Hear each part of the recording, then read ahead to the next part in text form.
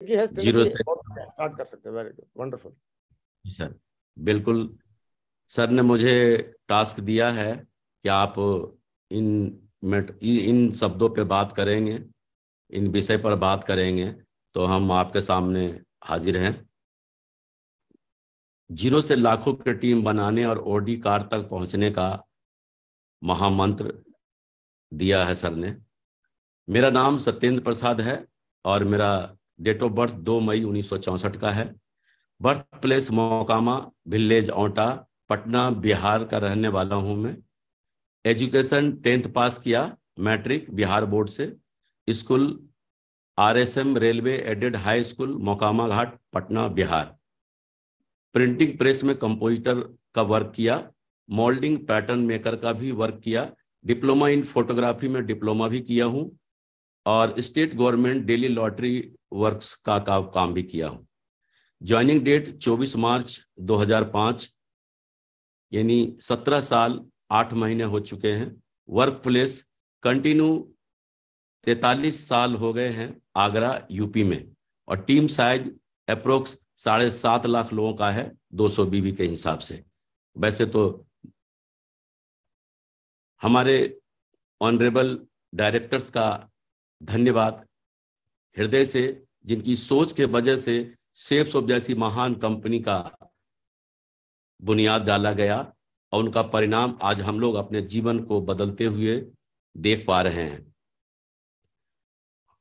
दोस्तों, ये मेरा परिवार है, मेरे पेरेंट्स हैं और वही घर है जहां मैं पैदा हुआ, बिहार का।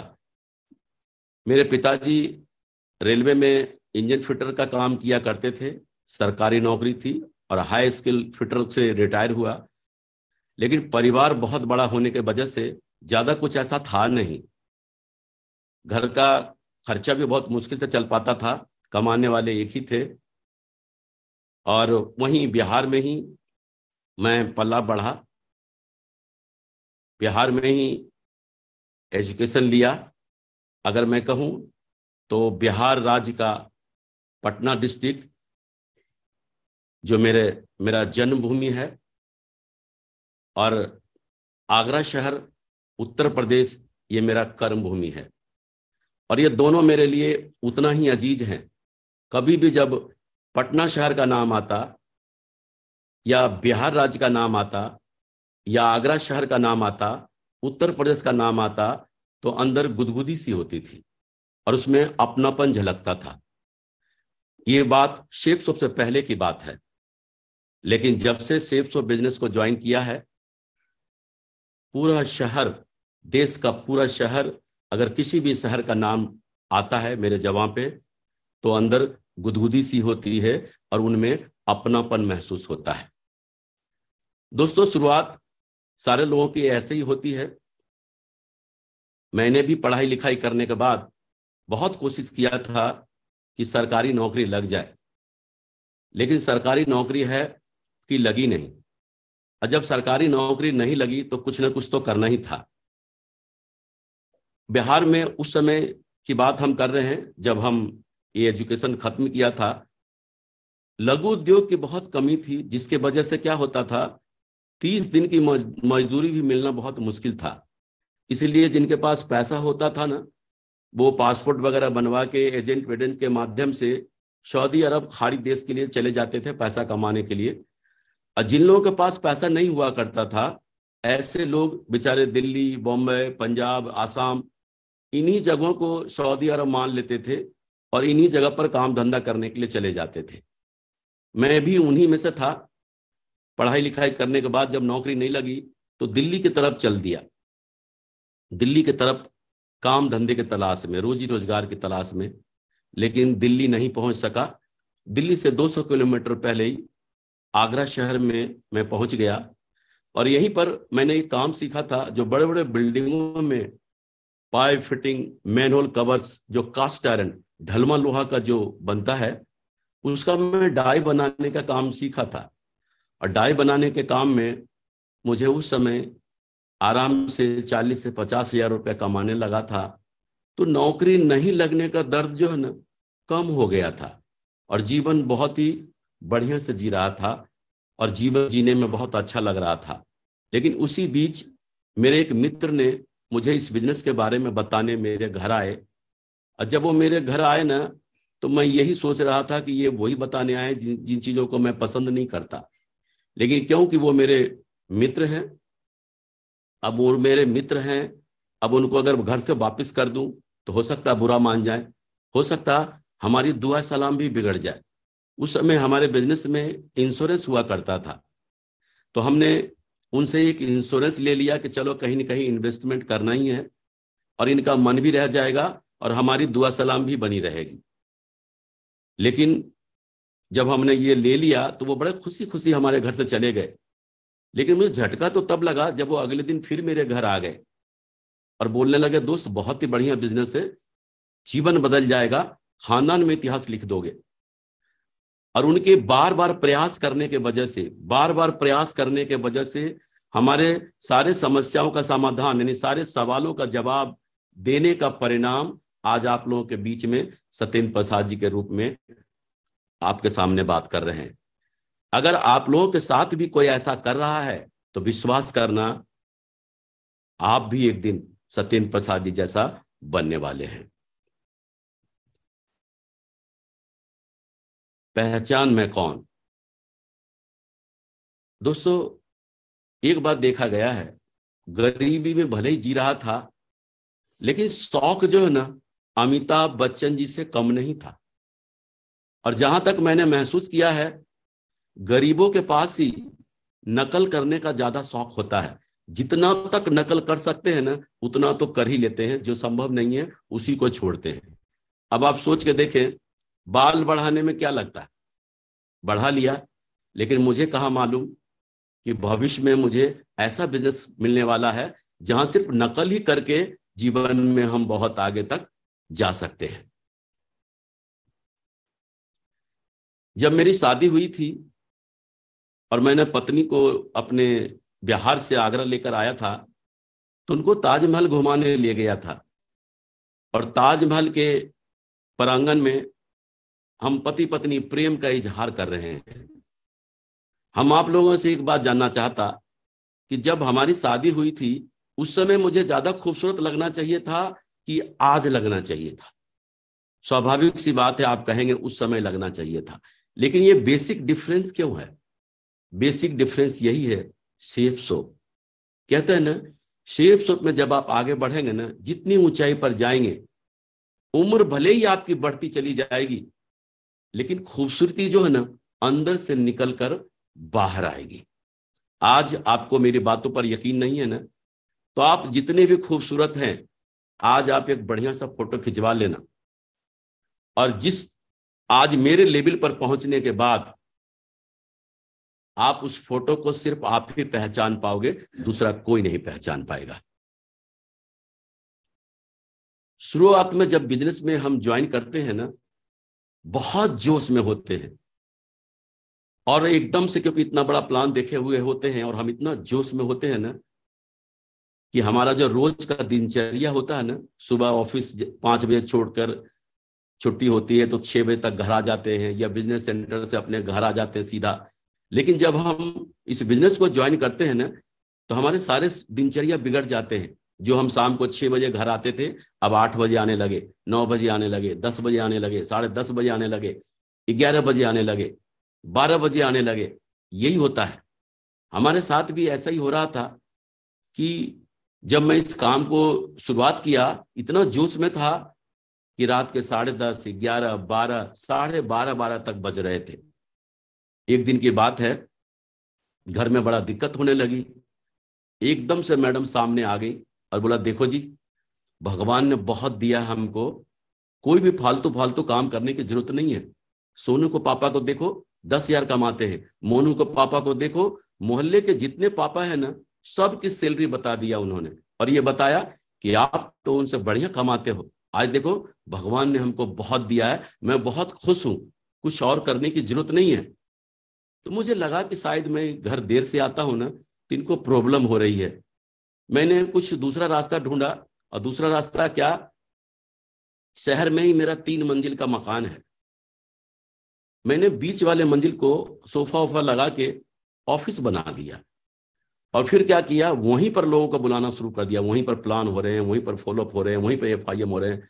और फिर क्या था, रात के 10:30 बज रहे हैं, 11 बज रहे हैं, 12 बज रहे हैं, 12:30 बज रहे हैं, और ऐसा ही होने लगा। 20 दिन गुजरे ही थे, एक दिन फिर मैडम सामने आ गई और बोला, देखो जी, पहले तो ऐसा भी था कि आप आओगे, दरवाजे पे घंटी बजाओगे और मैं दरवाजा खोलूंगी, लेकिन आप तो, हम दोनों घर में ही रहते हैं, आप बीच वाले मंजिल पे रहते हैं और मैं ऊपर वाले मंजिल पे रहती हूँ, लेकिन रात के 12 बजते हैं, ये बिजनेस हमको बिल्कुल पसंद नहीं है। तब मुझे समझ में आया कि दरअसल मुझे शाम को लेट से, रात को लेट से आने में इनको कोई प्रॉब्लम नहीं थी, दरअसल इनको इस बिजनेस से ही प्रॉब्लम थी। पता नहीं, जिस पत्नी को मैं बेइंतहा प्यार करता हूं, उस समय पता नहीं क्यों ऐसा बोला, और मैंने बोला, खबरदार, 2 बातें हैं, या तो आप मेरा साथ दो या फिर मेरे रास्ते से हट जाओ। ये जो मेरे 2 बच्चे हैं ना, इनको पढ़ाना लिखाना, इनका कैरियर बनाना, ये मेरी जिम्मेदारी है। पता नहीं क्या हुआ, मैडम ने रात भर सोचा, फिर चाहे जैसे भी हो, उन्होंने बोला, ठीक है, मैं आपका साथ दूंगी। और फिर मैं दमदारी के साथ काम करने लगा, और काम करने के बाद जो है ना, मैं सिल्वर बन गया। उस समय सिल्वर बनना बहुत बड़ी बात थी, और डायरेक्ट सिल्वर का ही लेवल होता था। मेरे अपलाइन ने बोला कि सत्येंद्र प्रसाद जी, एक बहुत बड़ा फंक्शन होने वाला है और आपको वहां पर पूरे परिवार के साथ आना है और आपको सम्मानित किया जाएगा। मैं बड़ा खुश हुआ, मैडम को बोला कि आपको भी चलना है, हमारा सम्मान होगा। तो मैडम के अंदर ज्यादा बिलीव विश्वास था नहीं, उन्होंने तो जैसे भी हो मान लिया था। तो कहते ना, जब बिलीव विश्वास नहीं हो तो मैडम चल तो रही थी, लेकिन सजना क्या सवरना क्या, जैसे थी ना वैसे ही चल दिया। और मेरे लिए ये सबसे बड़ी बात थी कि वो जा रही है। जब वहां पर गया, बहुत बढ़िया सम्मान हुआ। हम पति पत्नी दोनों ने एक दूसरे के गले में माला भी डाला, मैडम ने पैर छूकर आशीर्वाद भी लिया। उस समय तक जीवन में उससे बड़ी कोई खुशी नहीं थी।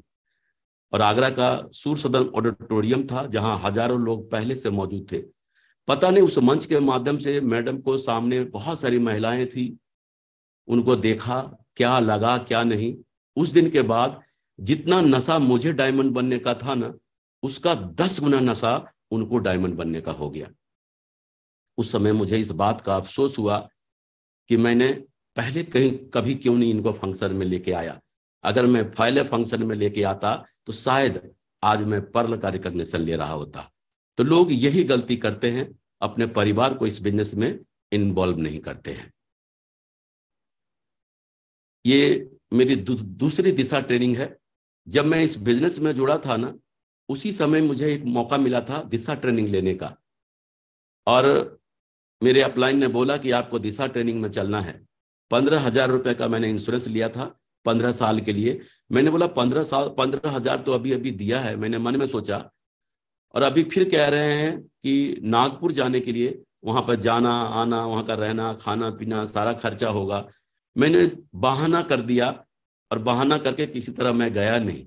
लेकिन जब लोग वहां से आते थे ना, तो वहां के प्रोग्राम के बारे में बोलते थे, क्या प्रोग्राम होता वहां पर, जीवन समझ में आता, और सही मायने में जीवन क्या है ना, वो वहां पे समझ में आता। इतनी तारीफ सुनता था कि अगले बार जब प्रोग्राम हुआ दिशा वर्कशॉप, तो मुझे जाने का मौका मिला, अकेले जाने का मौका मिला। और जब वहां पर जाकर गया, तब समझ में आया कि मैंने कितनी बड़ी गलती किया था, वो बहाना बनाकर, और अपने आप को मैं कितना पीछे धकेल दिया। शायद मैं उस समय गया होता दिशा वर्कशॉप लेने, तो आज का पोजीशन कुछ और होता। लेकिन 1 साल लेट हो गया, और जीवन समझ में आया। और ये समझ में आया कि आप जैसा सोचते हैं, जैसा बोलते हैं, जैसा महसूस करते हैं, अगर आपको उस पर यकीन है तो वो आपके जीवन में हो जाएगा। और ये मेरी दूसरी दिशा ट्रेनिंग है, जो माननीय श्रीमान नरसिंह गिरवाल साहब जी से लेने का मुझे मौका मिला। और मैं सबसे कीमती कपड़ा पहन के गया था, 35 रुपए मीटर वाला कपड़ा पहन के गया था। 2.25 मीटर में मेरा पूरा कपड़ा बना था। आज के युवा को तो पता भी नहीं होगा कि 2.25 मीटर क्या होता है, और 1.5 मीटर में हाफ शर्ट बनते थे। और आज आप लोग जितने भी लोग यहाँ बैठे हैं, मुझे पता है कि मेरे से बढ़िया कपड़ा पहन के बैठे होंगे। तो ये बिलीव, विश्वास और यकीन एकदम जीवन सही मायने में दिशा ट्रेनिंग में जाने के बाद ही मुझे समझ में आया। उसके बाद मैं गोल्ड बना और हमारे ये आदर्श मेंटर जिनके साथ मैं हूं, और पर्ल बना, और देखें मैं टोपाज बना। आप सिर्फ ये जानना चाहते हैं कि मैंने इस सेफ्स ऑफ बिजनेस को क्यों किया और कैसे किया, इसको करने से मेरे जीवन में क्या क्या परिवर्तन हुआ। जब मैं टोपाज बना तो देखें मेरी 1 साल की इनकम है टीडीएस सर्टिफिकेट 2009 और 10 का। अप्रैल 2009 में मैंने 8,210 रुपये कमाए थे। मई 2009 में 5,070 रुपये कमाए थे। जून 2009 में 22,490 रुपये कमाए थे। जुलाई 2009 में 31,420 रुपये कमाए थे। अगस्त 2009 में 38,840 रुपये कमाए थे। सितंबर 2009 में 54,120 रुपये कमाए थे। अक्टूबर 2009 में 48,260 रुपये कमाए थे। नवंबर 2009 में 50,910 रुपये कमाए थे। दिसंबर 2009 में 61,120 रुपये कमाए थे। और जनवरी 2010 में 74,120 रुपये कमाए थे। और फरवरी 2010 में 1,23,030 रुपये कमाए थे। हमने 1 साल में अपनी इनकम को 1.25 लाख रुपए महीने पर पहुंचा दिया था। और इसकी वजह क्या थी जो हम जिक्र करते हैं आगे। दरअसल होता क्या है, इस बिजनेस में जब हम ज्वाइन करते हैं ना, तो हमारे खास खास जो लोग होते हैं ना, सगे संबंधी, नाते, रिश्तेदार, यार दोस्त, हम उन्हीं को ये प्लान बताने की सोचते हैं कि चलो यार हम कल को आगे लखपति तो हैं ही, करोड़पति आगे बन ही जाएंगे। और जब हम करोड़ों में कमा रहे होंगे तो हमारे जो अजीज है ना, ये पीछे ना रह जाएं, तो हम इनको जाकर बताने के लिए जाते हैं। ऐसे ही मेरे एक अधिकारी मित्र जो मेरे लंगोटिया यार हुआ करते थे, अपने अधिकारी मित्र को मैंने बताने गया, और जब अधिकारी मित्र को बताया ना ये प्लान, बहुत ही बढ़िया और दमदारी से बताया, उस व्यक्ति ने जानते मेरे से क्या कहा, बोला सत्येंद्र, तेरे को अपनी परवाह नहीं है तो कम से कम मेरा तो ख्याल किया होता।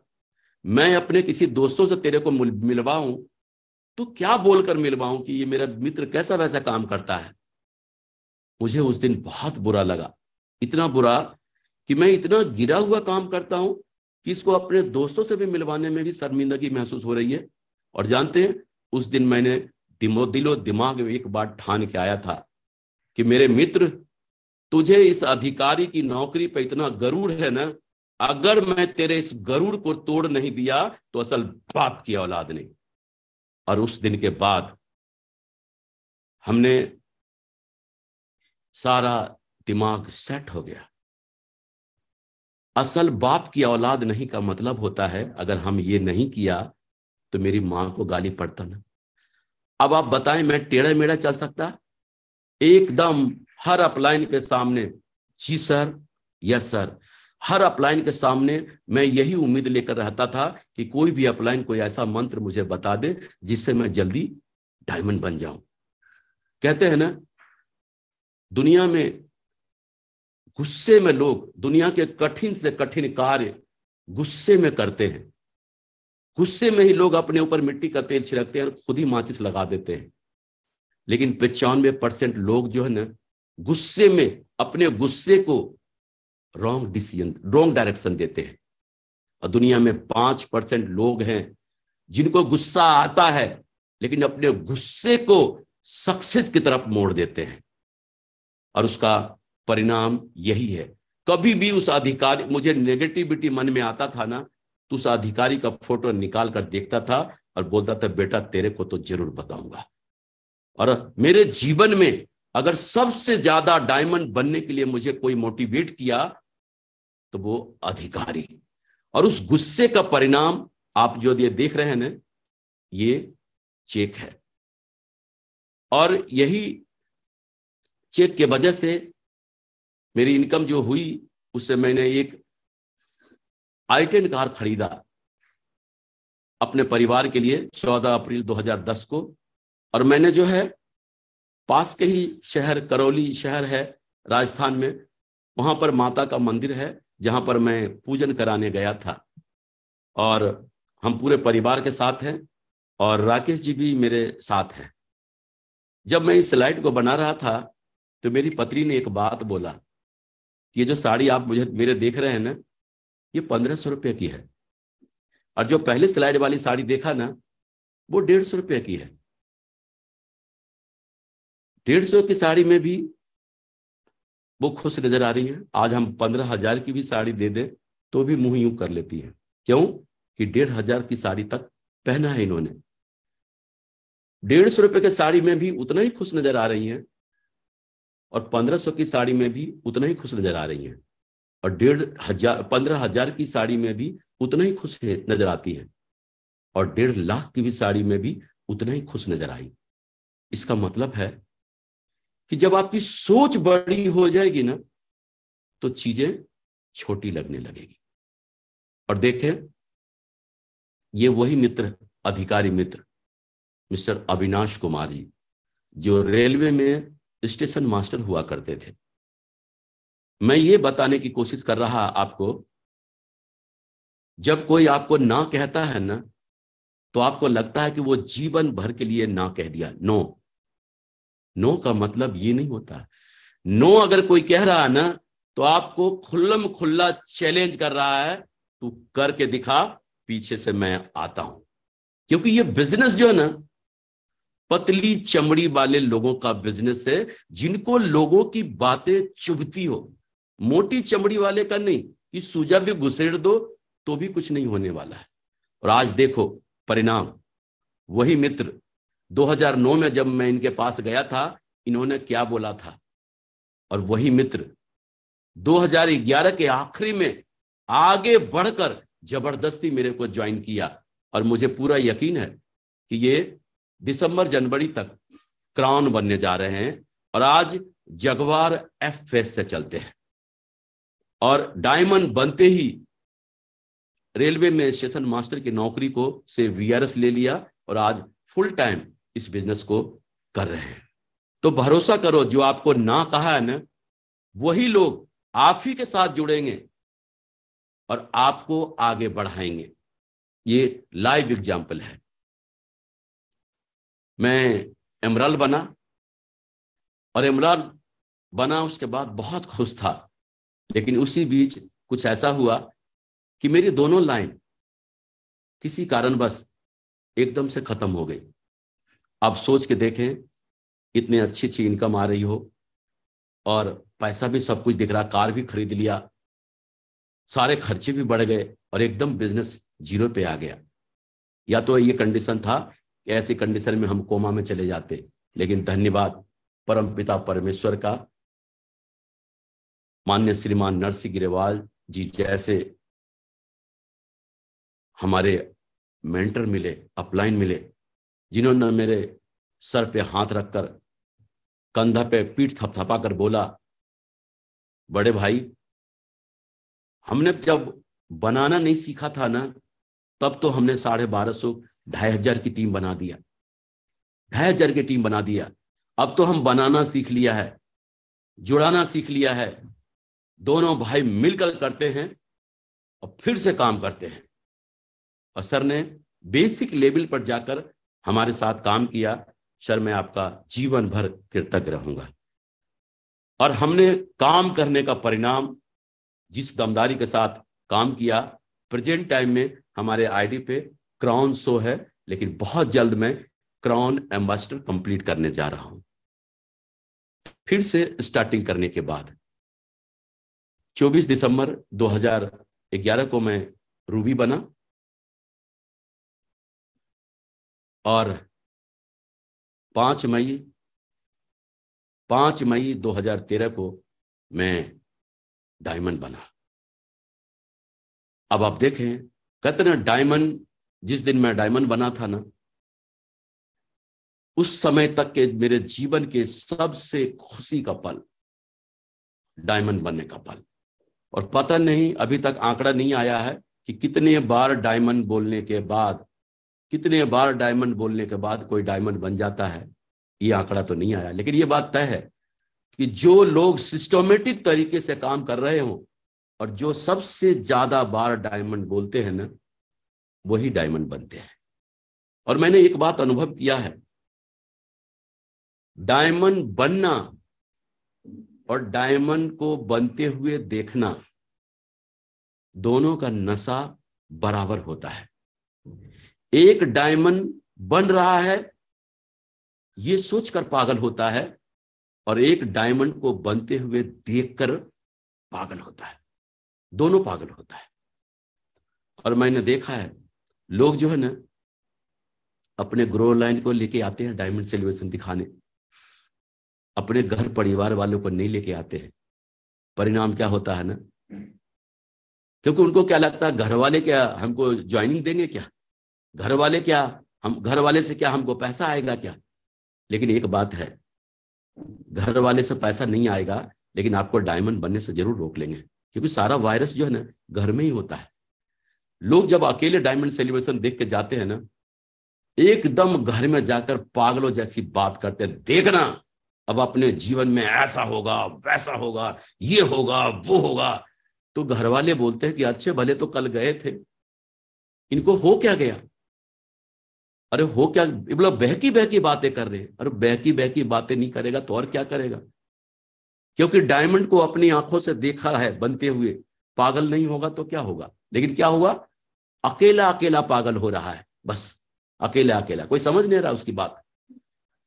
लेकिन अगर एक एक परिवार के लोगों को चुन चुन के अगर आप डायमंड सेलिब्रेशन में ले जाते हैं ना, आप देखना वही पत्नी जब डायमंड सेलिब्रेशन देखने के बाद जो कल तक चुप थी, 20-25 लोगों का लिस्ट निकाल के दे देंगे, देखो जी मेरे मौसी का लड़का है ना, उसका साला भी बहुत बड़ा काम करेगा।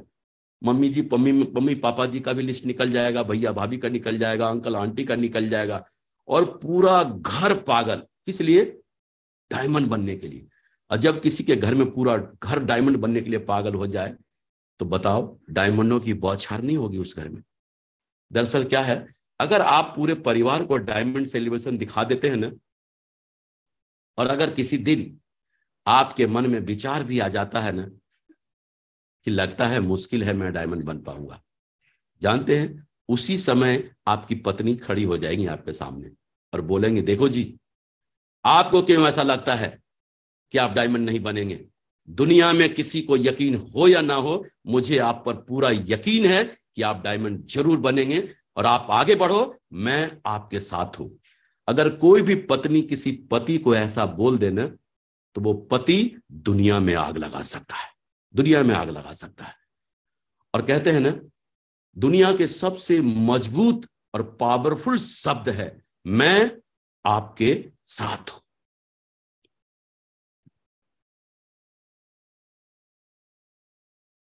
ये देखिए जी, जब बिहार में जब मेरी शादी हुई थी, और बिहार में शादी जानते हैं सरकारी नौकरी वाले लोगों की ही लगती है। बगैर सरकारी नौकरी वाले बेचारे भाई साहब को तो निपटा दिया जाता है। हम भी उन्हीं में से थे। हमारी जब शादी हुई थी ना, तो मेरी माँ ने बोला था कि मेरा बेटा पालकी में जाएगा, तो मुझे पालकी में ले गया था ससुराल बारात में। मुझे नहीं मालूम वो मेरे माँ का सपना था या गरीबी, मुझे नहीं मालूम। लेकिन आजकल के लोगों को जब शादी करते हुए देखता था ना, तो लगता था क्या शादी करते हैं। लेकिन धन्यवाद शेफ सोप का, उसी पत्नी के साथ दोबारा नए स्टाइल में शादी करने का एक मौका शेफ सोप ने दिया। अगर किसी को लग रहा है कि मेरे को भी निपटा दिया गया है, तो टेंशन नहीं लेना, एक मौका शेफ सोप आपको जरूर देगी। करके आप दिखाओ, ये मौका आपके लिए भी है।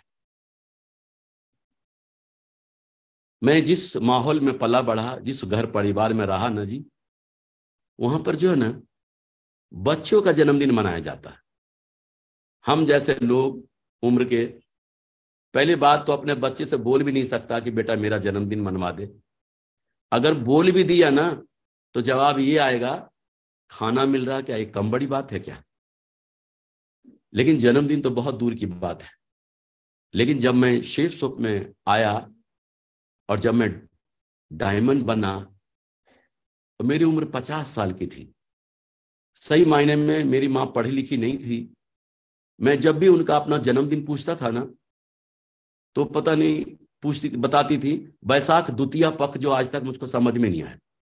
इसलिए जो मेरे सर्टिफिकेट में नाम लिखा हुआ है ना, डेट ऑफ बर्थ लिखा है ना, उसी को मैंने अपना जन्मदिन मान लिया। और जब मैं 50 साल का हुआ तो मेरा मन किया जन्मदिन मनाने का। देखो, मन किसका किया? मेरा। खर्च कौन करेगा? मैं। गिफ्ट कौन देगा? मैं खुद। फिर रोकेगा? कहते हैं ना, जब पावर आपके पास होता है ना, तो आप जैसा जीवन जीना चाहते हैं ना, जो करना चाहते हैं ना, वो वो कर सकते हैं। और 50वां जन्मदिन मैंने यादगार बनाने के लिए अपने आप को 50 लाख की ऑडी मैंने गिफ्ट किया था। देखें, 50 साल तक तो जन्मदिन मना ही नहीं, और मना तो ऐसा वाला जन्मदिन मना कि लोग देखते रह गए। अब बताओ, इसके बाद आप कभी जन्मदिन मनाना बंद हुआ होगा क्या? बिल्कुल नहीं हुआ होगा। जन्मदिन आप मनाते हैं, परिवार के साथ मनाते हैं, वो अलग बात है। मजा तो जन्मदिन मनाने में तब आता है जब आपका जन्मदिन पूरा हिंदुस्तान मना रहा होगा। मजा तब आता है, और वो सिर्फ और सिर्फ सेफ शॉप में ही मिलता है, देखने को और करने को। धन्यवाद सेफ शॉप। देखें, आज कंपनी ने हमें टारगेट दिया हुआ है, हमारे पास मौका है,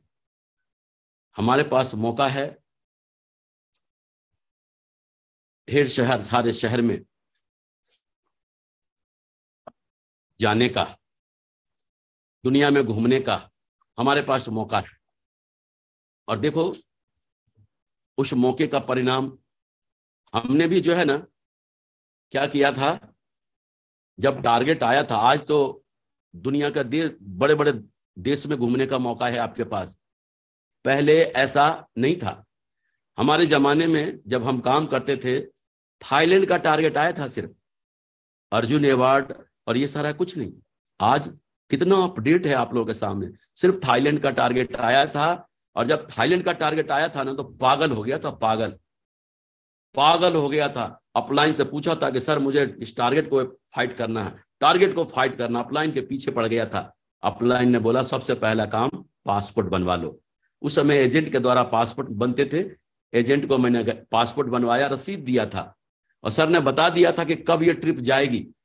जब प्लान दिखाने जाता था ना, तो लोगों को ठोक ठोक के बोलता था फला तारीख को मैं थाईलैंड जा रहा हूं, और देखो मैंने देखो ये पासपोर्ट के लिए अप्लाई किया हुआ रसीद देखो। रसीद दिखा दिखा के लोगों को ज्वाइन करा देता था। और जब मेरा पासपोर्ट आया था ना, विश्वास करो, जीवन में कभी पासपोर्ट नहीं देखा था। सैकड़ों बार उस पासपोर्ट को अलट पलट के देखा था। और जब अलट पलट के देखने के बाद और फिर फील्ड में जाता था ना, तो लोगों को और दमदारी के साथ प्लान दिखाना शुरू कर दिया, और बताता था देखो जी फला तारीख को मैं थाईलैंड जा रहा हूं, ये देखो मेरा पासपोर्ट। सामने वाला व्यक्ति भी मेरा पासपोर्ट मांग कर देखता था, दिखाना भाई साहब पासपोर्ट कैसा होता, क्योंकि बेचारा वो भी कभी पासपोर्ट नहीं देखा था। और पासपोर्ट दिखा दिखा के मैंने थाईलैंड का टारगेट फाइट कर लिया, और अपने खानदान का पहला व्यक्ति जो किसी विदेशी धरती पर कदम रखने वाला था, इंटरनेशनल फ्लाइट पर चढ़ने वाला था। और पहली फ्लाइट थी मेरी इंटरनेशनल फ्लाइट थाईलैंड का। जब मैं थाईलैंड के लिए गया था हवाई जहाज पर चढ़ने के लिए, तो मैंने धन्यवाद तो मत्था टेक कर सेफ शॉप को किया था। धन्यवाद सेफ शॉप। उस समय मोबाइल फोन होते थे, 3 बार बटन दबाओ तो ऐसा आता था। उस समय भी मैंने अपने मोबाइल में इंटरनेशनल कॉल 10,000 रुपए का रिचार्ज करा के गया था। और जब मैं थाईलैंड पहुंचा ना, और जब मैं 1-2 घंटे फ्री हुआ, तो मैं उन सारे लोगों का लिस्ट बनाकर लेकर गया था जिनको मैंने प्लान दिखाया था लेकिन मेरे साथ जुड़े नहीं थे। उन सब का लिस्ट बनाकर लेकर गया था, और वहां जाकर उनको मैंने फोन करना शुरू किया। मैं सत्येंद्र प्रसाद बोल रहा हूं थाईलैंड से। बोला यार वहां क्या करने गया? बोला आके बात करता हूं, कट। मैं सत्येंद्र प्रसाद बोल रहा हूं थाईलैंड से। बोला यार वहां क्या करने गया? आके बात करता हूं, कट। मेरा उद्देश्य था उनके मोबाइल पे इंटरनेशनल कॉल छोड़ना कि मैं सचमुच में थाईलैंड में हूं या नहीं। और 10,000 रुपया मैंने सिर्फ इस बात के लिए खत्म कर दिया। और जी भरकर एंजॉय करके जब मैं थाईलैंड से आया ना, तो उस लिस्ट को निकाला और फिर उनके पास फॉलोअप करने के लिए गया। और जब फॉलोअप करने गया तो लोग जाते ही बोला अरे यार तू तो थाईलैंड गया था, थाईलैंड कैसे गया था? मैंने बोला देख वही कंपनी ने हमको थाईलैंड ले गया जिस कंपनी का प्लान दिखाने तेरे पास आया था। अगर तू उस समय ज्वाइन करता तो हम दोनों भाई थाईलैंड घूम रहे होते ना। लेकिन देख टेंशन लेने की कोई जरूरत नहीं है, कंपनी ने फिर से टारगेट दिया है, आ दोनों भाई मिलकर काम करते हैं, अब कि तेरे साथ थाईलैंड घूमने चलते हैं। और विश्वास करें मैंने जिन जिन लोगों को कॉल किया था ना, लगभग सब लोगों का सेल मेरे पास आ गया, सब लोगों का सेल मेरे पास आ गया। और जानते हैं, देखो कहते हैं ना, पॉकेट से अगर पैसा खर्च होता हो और वो कभी वापस नहीं आता हो ना, उसको खर्चा बोलते हैं। लेकिन पॉकेट से पैसा अगर खर्च हुआ हो ना और वो वापस आ जाए ना, उसको इन्वेस्टमेंट बोलते हैं। लेकिन उस समय तो ऐसा था, लेकिन आज अपॉर्चुनिटी कितनी बड़ी है।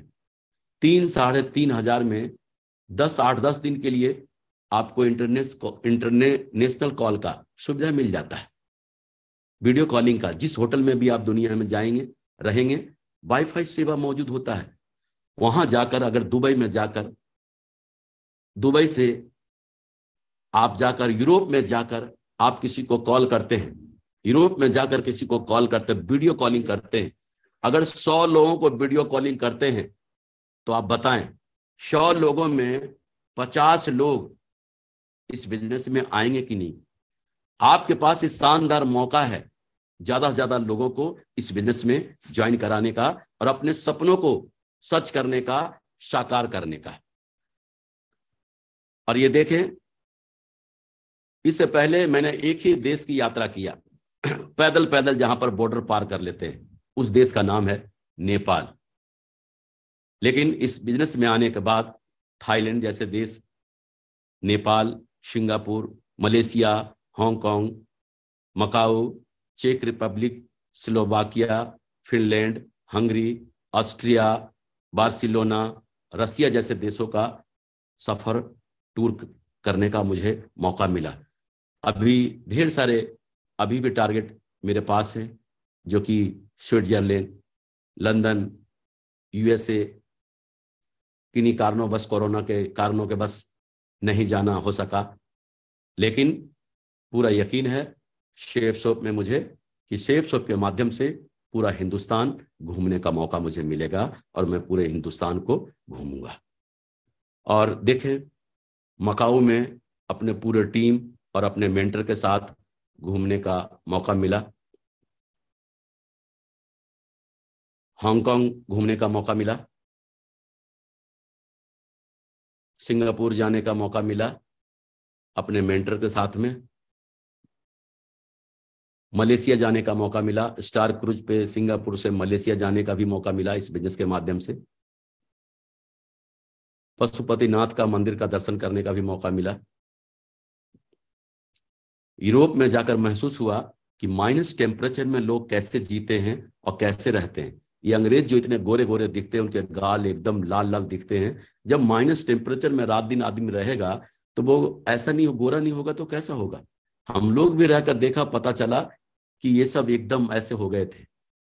वो तो जाने के बाद ही पता चलता है जो वहां जाते हैं। इसलिए टारगेट जीतना क्यों जरूरी है, ये अनुभव वहीं जाकर मिलेंगे, यहां नहीं। रसिया जाने का मौका मिला पूरे परिवार के साथ, अजय जी के साथ, ये मेरा पूरा परिवार है। और रसिया दुनिया का ऐसा देश है जहां आधे शहर, आधे देश में दिन और आधे देश में रात होते हैं। मिडनाइट कंट्री कहा जाता है इनको। अजीब सा दुनिया, एकदम रात के डिनर लेने जा रहे हैं 11 बजे तो अभी शाम ही है, अभी सूरज डूबे नहीं है। अजीब अजीब सा लग रहा था वहां तो जाने के बाद ऐसा लग रहा था कि यहाँ सेफ शॉप का बिजनेस बहुत दमदारी से चलेगा, क्योंकि रात होते ही नहीं। यहाँ घड़ी देखकर लोग दुकान खोलते हैं, घड़ी देखकर मार्केट खोलते हैं, घड़ी देखकर सारा काम करते हैं। नेक्स्ट जनरेशन प्लान, आप लोगों को जब प्लान दिखाया जाता है तो उसमें बताया जाता है जनरेशन टू जनरेशन प्लान है, पीढ़ी दर पीढ़ी का। अगर विश्वास और बिलीव और यकीन की बात करें तो राकेश जी मेरे इकलौते बेटे हैं। अगर मैं चाहता तो इनका कहीं न कहीं सरकारी जॉब लगवा सकता था। MSc एग्रीकल्चर कंप्लीट किया था इन्होंने, लेकिन मैंने एज ए कैरियर क्यों दिया इनको, और उसका परिणाम आप लोगों के सामने है। आज राकेश जी भी आईडी पे क्राउन है और बहुत जल्द क्राउन मास्टर कंप्लीट करने जा रहे हैं। ये विश्वास, और देखें, विश्वास की बात करते हैं तो राकेश जी की जब शादी नहीं हुई थी ना, तब भी मैं ये बात कहता था इस कंपनी के विश्वास और बिलीव और यकीन के बारे में कि मेरा बेटा तो छोड़ो, मेरा पोता भी एक दिन डायमंड बनेगा। और देखो, पोता के रूप में 5 साल का कुणाल प्रसाद जी आपके सामने हैं। आप सोच के देखो, मैंने तो गरीबी भी देखा है, गरीबी में भी जिया है। राकेश जी को थोड़ा बहुत मिला, लेकिन ये तो रईस से रईस लग्जरी हॉस्पिटल में पैदा हुआ, लग्जरी गाड़ी से घर आया, शानदार बंगले में रहा। मैंने तो अनुभव किया है, सेफ शॉप से पहले मैंने जितने कपड़े पहने हैं ना, उससे ज्यादा कपड़ा पहनकर इसने तो अलग कर दिया, इससे ज्यादा कपड़े पहनकर अलग कर दिया। बिलीव, विश्वास की बात करें तो आज मेरी जो बिटिया है एक, जिनकी शादी भी मैंने सेफ शॉप में ही किया। हमारे दामाद जी जो हैं वो रूबी लेवल पर हैं, और हमारे समधी साहब हैं जो बीनस लेवल पर हैं। मैं चाहता तो मैं बड़े अधिकारी के साथ इनकी शादी कर सकता था, मैं चाहता तो किसी बिजनेसमैन के साथ इनकी शादी कर सकता था, लेकिन सेफ शॉप ही क्यों? क्योंकि मुझे पता है आने वाले समय में इस बिजनेस में किस तरह का जीवन मिलने वाला है, ये सोचकर और ये बिलीव और विश्वास करके मैंने सेफ शॉप में शादी किया। इससे बड़ा विश्वास और बिलीव कहीं नहीं हो सकता किसी के लिए भी। ये मेरा पुराना घर है 3 मंजिल का, जिसके बारे में मैंने अभी जिक्र किया, और माननीय श्रीमान राजीव चतुर्वेदी साहब जी और माननीय श्रीमान नरसिंह गिरेवाल साहब जी अपनी बिटिया के साथ जब हम टोपा लेवल पे था हमारे घर पधारे और आशीर्वाद दिया। सर का कोटि कोटि धन्यवाद। सर ने इस गरीब की कुटिया पे पधार के हमें सौभाग्य प्राप्त किया। और आज जिस घर में मैं रहता हूं वो मेरा ये घर है जहां आज मैं रहता हूं।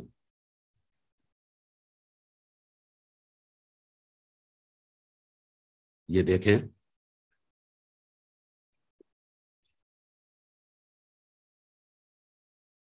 आज मेरे 100+ डायमंड्स हैं। सारे लोगों का तो फोटो नहीं लगा पाया है, लेकिन मुझे पूरा यकीन है उसमें एक से एक लेवल है। ढेर सारे डबल डायमंड, ढेर सारे ट्रिपल डायमंड, ढेर सारे बीनस, ढेर सारे मरकरी, ढेर सारे क्राउन और ढेर सारे क्राउन या मस्टर भी हैं। आज 100+ डायमंड है, लेकिन हम आपको विश्वास दिलाते हैं मार्च 2023 तक मेरे 200 डायमंड्स कंप्लीट होने जा रहे हैं। 200 डायमंड्स। ये मेरा हंसता खेलता खुशहाल परिवार है जिनके साथ जीवन बहुत बढ़िया जी रहा हूं। जब सेफ शॉप में आया था तो मुझे बताया गया था कि 2 लाख सप्ताह और 8 लाख रुपया महीना मिलेगा, लेकिन मुझे ही नहीं पता था कि यहां पर 8 लाख रुपया सप्ताह भी मिलेगा। ये मुझे नहीं पता था। धन्यवाद शेफ शॉप का। और ये भी नहीं पता था कि आने वाले समय में 25 लाख रुपया सप्ताह भी मिलेगा। भरोसा करें आप लोग, जो बेसिक लेवल पर जो लोग हमें सुन रहे हैं, आज जो आपके अपलाइन का है ना, आने वाले समय में वो एक दिन आप सभी का होगा। ये आज जो कुछ मेरे जीवन में है, आने वाले समय में आप सभी लोगों के जीवन में होगा, अगर चलते रहे सिस्टमेटिक, रुके नहीं तो।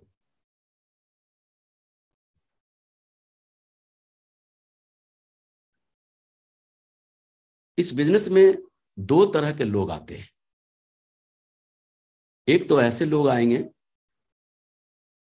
जो अपनी मनमानी करेंगे, आपकी बात मानेंगे नहीं, कितना भी समझाएंगे ना वो आपकी बात समझेंगे नहीं। परिणाम क्या होगा, उल्टा आपको समझाने की कोशिश करेंगे, बोलेंगे सर भले ही मुझे दो सप्ताह हुए हैं और आपको 2 साल हुए हैं, लेकिन ये बिजनेस कैसे होगा ना, ये हम आपको समझाते हैं। हमारे जो ज्यादातर लीडर है ना, रात को जो टेंशन में सोते हैं ना, इन्हीं लोगों के वजह से। बोला अच्छा मुझे 2 साल हुए हैं और 2 सप्ताह का बंदा मुझे बताता है कि बिजनेस कैसे होगा, ये हम आपको बताएंगे। ये जो लोग हैं ना, अगर ये कुछ भी मानने वाले नहीं है, अपनी मनमानी करेंगे। इनको कुछ भी समझाओगे ना, ये समझने वाले नहीं है। अगर ये कहते हैं ना, इनको ये जैसा करना चाहते हैं ना करने दो। अगर ये कहते हैं कि सर मेरा ये करने का मन कर रहा, बोला बिल्कुल यही करो। बोला सर मेरा ये करने का मन नहीं कर रहा, बोला बिल्कुल मत करो। तेरी खुशी में मेरी खुशी। वो जो करना चाहता ना उसको वही करने दो, अपनी मनमानी जी भर के करने दो। क्योंकि मालूम है, अगर आप पूछोगे ऐसा करना है तो बोलेगा क्यों, ऐसा नहीं करना है क्यों, आप क्यों का जवाब आप दे नहीं पाओगे। इसीलिए इनको छोड़ दो इनके हाल पे। आप देखो, जब आप इनको जी भर के मनमानी करने देंगे तो इनकी नजर में आपकी इज्जत सम्मान कैसा होगा। आप जैसा व्यक्ति दुनिया में कोई नहीं। फिर क्या है, आपको ये डिस्टर्ब करेगा, जहां आप काम कर रहे हैं वहां पे कोई प्रॉब्लम नहीं क्रिएट करेगा और आप खुल के काम कर सकते हैं। लेकिन जो दूसरे तरह के जो लोग होते हैं ना, उनको कुछ ही समय में ये समझ में आ जाता है कि ये बिजनेस जो है ना ज्यादा दिमागदार लोगों का नहीं है।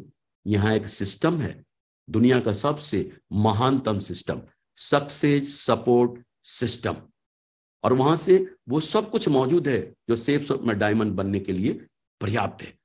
यहाँ एक सिस्टम है और इस सिस्टम के अकॉर्डिंग जो काम करेगा वो डायमंड जरूर बनेगा। और वो कुछ ही समय में जी सर और यस सर के मुद्रा में आ जाएंगे। और यही वो लोग हैं जिनके साथ जम के पिल के काम करो, ये आगे बढ़ेंगे और आपको भी जीवन में आगे बढ़ा के लेके जाएंगे। लोगों को यह बिजनेस बहुत ही आसान लगना चाहिए, ना कि कठिन। क्या होता है, जब हम किसी को प्लान दिखाने FIM करने जब जाते हैं ना, प्लान ज्वाइन करने के बाद जब FIM करने जाते हैं, उनका लिस्ट बनवाते हैं, उनको बोलते हैं कि देखो जी आपको इनवाइट करना सीखना पड़ेगा, प्लान देना सीखना पड़ेगा, फॉलोअप करना सीखना पड़ेगा, सेल रजिस्ट्रेशन करना सीखना पड़ेगा, स्टेज पर एंकरिंग करना सीखना पड़ेगा, फर्स्ट प्लान लेना सीखना पड़ेगा, सेकंड प्लान लेना सीखना पड़ेगा, क्लोजिंग करना सीखना पड़ेगा, फ्राइडे की ट्रेनिंग लेना सीखना पड़ेगा, ग्रुप मीटिंग लेना सीखना पड़ेगा, कोर ट्रेनिंग सीखना पड़ेगा, लेना सीखना पड़ेगा, और लीडर्स मीटिंग लेना सीखना पड़ेगा। जब आप सीखेंगे ये सब तभी तो आप लीडर बनेंगे, और जब आप लीडर बनेंगे तभी तो आप डायमंड बनेंगे। तो आदमी क्या सोचता है, बाप रे भाई इतना सारा काम सीखना पड़ेगा। तभी मैं कहूं कि बिरले लोग ही इस बिजनेस में डायमंड बनते हैं, उसमें मेरा नंबर कहां होगा। अब क्या होता है, अपलाइन उनको फोन करते हैं, कभी सेमिनार में आने के लिए बुलाते हैं तो कभी वो आ जाता है, कभी नहीं आता है। ट्रेनिंग के लिए बुलाते हैं तो कभी आ जाता है, कभी नहीं आता है। कभी घर मिलने जाते हैं तो मिल लेता है और कभी घर में मना करवा देते हैं। कभी रास्ते में दिख जाए तो मिल लेता है, कभी कट मार लेता है। वो आदमी सोचकर परेशान हो रहा होता है कि यार कल तक तो ये कहता था कि हम जलजला ला देंगे, तूफान खड़ा कर देंगे और देखना सर यूं मैं डायमंड बन जाऊंगा, बन के दिखा दूंगा, ऐसा कर दूंगा। हो क्या गया, हो क्या गया कि उसको दिमाग में उसको समझ में आ गया कि हम इसमें डायमंड बन नहीं सकते, और ये सोचकर अब वो कट करने लगा। आसान लगना चाहिए। आप देखें, जब किसी के यहाँ FIM करने जाते हैं और उनको लिस्ट बनवाते हैं और बोलते हैं सेमिनार में गेस्ट लेकर आने के लिए, अगर वो व्यक्ति 10 गेस्ट लेकर आता है, 10 गेस्ट लेकर आ जाता है, इसका मतलब है कोई ना कोई क्वालिटी तो है उसके अंदर। नहीं तो 2 गेस्ट लाने में सेमिनार में पसीने निकल जाते हैं, लेकिन उन्होंने 10 गेस्ट को लेकर आया। इसका मतलब है हर व्यक्ति के अंदर कोई न कोई एक क्वालिटी होता है। जरूरत है उनकी क्वालिटी को पहचानने की और उनकी क्वालिटी में धार लगाने की। अब जैसे कि देखें, कोई आपको प्लान दिखाने ले जाता है, और जब आप प्लान दिखा रहे होते हैं उनका, तो वो एसोसिएट देखना बड़े गौर से आपके प्लान को देख रहा होगा, बड़े गौर से देख रहा होगा। जब प्लान खत्म होगा ना, तो आपसे वो डायरी का पेज मांग लेगा। सर, वो डायरी का पेज देंगे, और देखना घर जाके एकदम रट्टा मार रहा होगा, एकदम बढ़िया से प्लान याद कर रहा होगा। अगले दिन फिर जब प्लान दिखाने ले जाएगा ना, दिखवाने, तो फिर क्या होगा, आपके डायरी का पेज मांग लेगा, और घर वाले पे ही प्रैक्टिस कर रहा होगा, घर वाले सबको प्लान दे रहा होगा बैठ बैठ के। और तीसरे दिन जब वो प्लान दिखवाने ले जाएगा ना, तो आपसे बोलेगा, सर मैं सर को प्लान दे दूं क्या? और आपको हैरानी होगी। और जब कोई कहा है एसोसिएट, तो आप तो खुश हो जाओगे, हाँ दो। और देखना, हूबहू आपका प्लान उतार के रख देगा। आपको जब कोई फॉलोअप कराने ले जाएगा ना, तो आप देखना, आप जब 2 सवाल का जवाब देंगे ना, तो 1 सवाल का जवाब वो भी देगा। आप 4 सवाल का जवाब देंगे ना, 2 सवाल का जवाब वो भी देगा। आप 10 सवाल का जवाब देंगे, तो 4-5 का जवाब वो भी देगा। आप देखेंगे कुछ व्यक्ति आपको ऐसे भी मिलेंगे कि इंटरनेट का काम करने में उनको बहुत मजा आता है, बहुत मजा। और कुछ लोगों को इंटरनेट के काम को देखकर ही डर लगता है। तो इसका मतलब क्या है, हर एक के अंदर कोई ना कोई क्वालिटी होता है। जब आप ग्रुप मीटिंग करते हैं ना, जब आप ग्रुप मीटिंग करते हैं 8-10 लोगों का, 15 लोगों का, तो आप उनको उठाएं, जिन्होंने 10 गेस्ट लेकर आए हैं, उनका प्रोत्साहित करना है उनको। देखो जी, ये राहुल जी हैं। राहुल जी पिछले सेमिनार में 10 गेस्ट लेकर आए थे, पता नहीं क्या बोला क्या नहीं बोला, ये मुझे नहीं मालूम। राहुल जी आपने क्या बोलकर 10 गेस्ट को लाए थे? अब देखना उस व्यक्ति का कॉन्फिडेंस और किस अंदाज से बात करेगा। जैसे भी लाया होगा, सर मैंने ये बोला वो बोला, ऐसा कहा वैसा कहा, आएगा कैसे नहीं, मैं मजबूर कर दिया उनको आने पर। अब देखो उनके वहां 10 गेस्ट लाने का जो टेक्निक जो उन्होंने बताया, पहली बात, जो 10-15 लोग हैं उनमें से कुछ लोग तो अप्लाई करेंगे, और उनका आपने क्या किया, कॉन्फिडेंस भी बढ़ा दिया। परिणाम देखना, अगले सेमिनार में 15 से 20 गेस्ट उनके आएंगे। जो देखो प्लान जो दिखाया है ना, प्लान वाले को भी के बारे में बताना कि देखना जी, देखो जी ये मोहन जी हैं, और मोहन जी के अंदर एक ऐसी क्वालिटी है, मोहन जी को खड़े करवा के, मोहन जी के अंदर एक ऐसी क्वालिटी है ना, कितना भी टेढ़ा मेढ़ा व्यक्ति हो ना, सामने बैठा हो, प्रोग्राम को इस तरह उनके दिमाग में फिट करते हैं ना कि सामने वाला एस बोल के जाता है। और देखो जी उनके बारे में उनकी भी तारीफ करना। देखो ये रवि जी हैं, और रवि जी के बारे में क्या बताऊं, रवि जी आज तक किसी के घर फॉलोअप करने गए हों, खाली हाथ कभी वापस नहीं आया। ऐसी क्वालिटी इनके अंदर है। जो इंटरनेट पर रजिस्ट्रेशन करते हैं ना, उनकी भी तारीफ करना है कि देखो जी आज रजिस्ट्रेशन का काम, इंटरनेट का काम, मेल जितने भी काम होते हैं, इतनी सफाई से करते हैं ना, आज तक इनका कंप्लेन नहीं आया, इतना बढ़िया से करते हैं। अब आप देखो, गेस्ट लाने वाला गेस्ट ला रहा भर भर के, प्लान देने वाला प्लान दे रहा है, फॉलोअप करने वाला फॉलोअप कर रहा है, रजिस्ट्रेशन करने वाला रजिस्ट्रेशन कर रहा है। इससे क्या हो रहा होगा, सबको पैसा आ रहा होगा, सबका लेवल बढ़ रहा होगा। अब आप देखो, जो सेमिनार में गेस्ट लाता है ना, वो क्या सोच रहा है, क्या बिजनेस है यार, कुछ लोगों को पकड़ के सेमिनार में ला दो, पैसा आता है। पैसा कमाना कितना आसान है, शेप शॉप में डायमंड बनना कितना आसान है। लेकिन एक बात ध्यान रखना, जिसको जिस काम को करने में मजा आ रहा है ना, वही काम करने दो। अगर उनको ट्रेनिंग में आने के लिए बोल रहे हो और वो कटने लगा, दोबारा बोला ट्रेनिंग में आने के लिए, कटने लगा, तिबारा बोला ट्रेनिंग में आने के लिए, कटने लगा, समझ जाना कि उनको ट्रेनिंग में आना अच्छा नहीं लगता, लेकिन सेमिनार में गेस्ट लाना अच्छा लगता है। अगर ट्रेनिंग में लाने के लिए आगे बोल दिया ना, तो गेस्ट लाना भी बंद हो जाएगा। जिसको जिस काम को करने में मजा आ रहा हो ना, आने दो मजा, उसी में आने दो उनको मजा। अब देखो प्लान देने वाला क्या सोच रहा, क्या काम है यार, कुछ लोगों को बैठ के समझा दो और इस बात का पैसा आता है, पैसा कमाना कितना आसान काम है, डायमंड बनना कितना आसान काम है। वो देखो फॉलोअप करने वाला क्या सोच रहा, यार कुछ लोगों के साथ बैठ के बातचीत कर लो और इस बात से पैसा आता है। पैसा कमाना कितना आसान काम है, डायमंड बनना कितना आसान काम है। और रजिस्ट्रेशन वाला, इंटरनेट वाला क्या सोच रहा, वो भी ऐसे ही सोच रहा है। अब देखो अब आगे क्या होता है। जब भी कोई काम करना बिल्कुल आसान लगे ना, तो अंदर से इच्छा जागृत होती है सीखने की। अब देखो संडे के सेमिनार में एक सिल्वर लीडर जो है ना एंकरिंग कर रहा है, और जो अपने साथ जो गोल्ड लीडर है ना, गोल्ड बन गया है, जो गेस्ट लाने वाला, जो 15 नहीं 20 गेस्ट लेके आया है, गोल्ड लीडर है, और वहां पर सिल्वर लीडर एंकरिंग कर रहा है। अब वो सोच रहा है ये सिल्वर है और मैं गोल्ड हूं, फिर मैं यहां क्या कर रहा हूं। सेमिनार खत्म होते ही सीधे अपलाइन के पास जाता है और कहता सर मेरे को जो है ना एंकरिंग करने का मन कर रहा है, एंकरिंग सीखने का मन कर रहा है, एंकरिंग करना है मुझे। अब देखो उसके अंदर एंकरिंग करने की इच्छा जागृत हुई। अब उनको जी भर के जल्दी जल्दी सिखाओ। जब किसी के अंदर सीखने की इच्छा जागृत हो ना, तो थोड़ा बताओगे और ज्यादा समझेगा वो।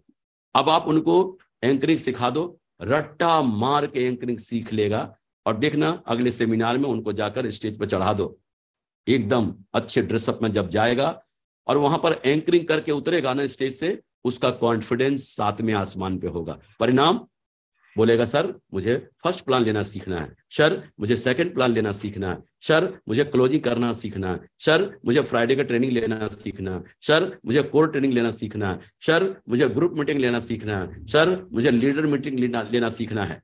और इस तरह से कोई सिल्वर जाते जाते लीडर बन जाएगा, कोई प्लेटिनम जाते जाते लीडर बन जाएगा, कोई गोल्ड बनते बनते लीडर बन जाएगा, कोई पर्ल बनते बनते लीडर बन जाएगा, कोई कोरल बनते बनते लीडर बन जाएगा, कोई टोपाज बनते बनते लीडर बन जाएगा, कोई एमराल्ड बनते बनते लीडर बन जाएगा, कोई रूबी बनते बनते लीडर बन जाएगा, कोई ओपल बनते बनते लीडर बन जाएगा। और डायमंड बनने तक लीडर बनना तो उनकी मजबूरी है। और कुछ लोग ऐसे भी आएंगे जो सेल्फ डिपेंड होकर काम करना चाहेंगे, खुद ही वो प्लान जल्दी सीख लेंगे, फॉलोअप करना सीख लेंगे, सेल निकालना सीख लेंगे, रजिस्ट्रेशन करना सीख लेंगे, सारी जिम्मेदारी लेके काम करेंगे। ऐसे भी लीडर आएंगे आपके पास, ऐसे भी लोग आएंगे।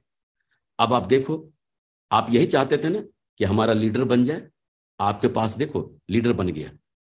हमें प्लानर बनाने में 3-4 महीने का वक्त तो लग ही जाता है, लेकिन क्या होता है ना, हम किसी को बार बार बोलते हैं कि आपको लीडर बनना है, आपको लीडर बनना है, आपको लीडर बनना है, आपको लीडर बनना है। बंदा टेंशन में आ जाए, एकदम फ्रस्ट्रेट हो जाता है, और फिर वो ना बट बनना ही नहीं लीडर, ऐसा सोच लेता है ना। अब देखें, जो आपने प्रैक्टिकल किया है वही बातें वही वो बातों को दमदारी से बोलना है। अब आप देखें, जहां आप बोल रहे हैं ना, आपकी टीम के लोग वहीं पर हैं। अगर आप वहां क्या बोलना है क्या नहीं बोलना है ये तय करना है, जो प्रैक्टिकल किया है वही बोलना है। अगर आप बोल रहे हैं हम सभी लोगों को टाइम पंक्चुअल होना चाहिए, अगर आप सचमुच में टाइम पंक्चुअल है ना, तो लोग आपस में एक दूसरे को देखेंगे और बोलेंगे वाकई में परफेक्ट। सर को देखकर कोई भी घड़ी मिला सकता है और ताली बजा बजा के हाथ लाल कर लेंगे। लेकिन अगर आप ऐसा करते नहीं हैं और आप बोलते हैं कि हम लोगों को टाइम पंक्चुअल होना चाहिए, तो लोग आपस में देखेंगे टाइम पंक्चुअल होना चाहिए। 12 बजे का टाइम लो और 3 बजे आ जाए तो बहुत बड़ी बात है, और टाइम पंक्चुअल होना चाहिए। काहे को ताली बजाएगा, कोई नहीं बजाएगा। आपको स्टेज के माध्यम से वही बोलने का हक है जो आपने प्रैक्टिकल किया है। कुछ भी बोलने से पहले आप अपने ऊपर क्वेश्चन मार्क लगाएं, क्या मैं अपने जीवन में ऐसा करता हूं? अगर करते हैं तो उस बात को आप दमदारी से बोलें, अगर नहीं करते हैं ना तो आपको बोलने का भी हक नहीं है। पहले प्रैक्टिकल करें, उसके बाद बोलें।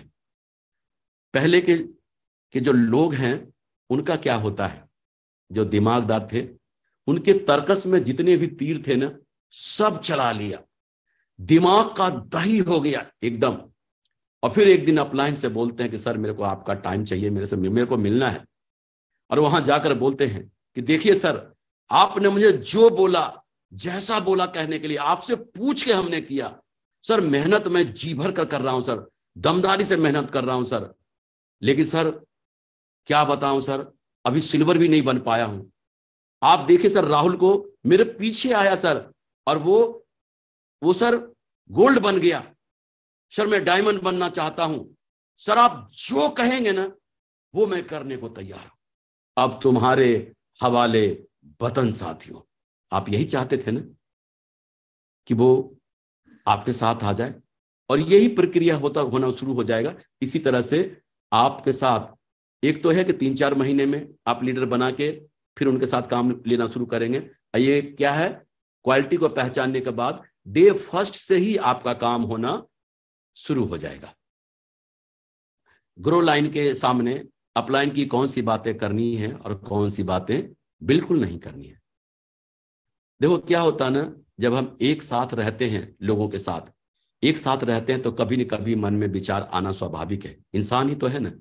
अगर कभी कोई बात अगर किसी ग्रो लाइन के मन में चुभ जाए और वो एकदम अपलाइन से गुस्से में आ जाता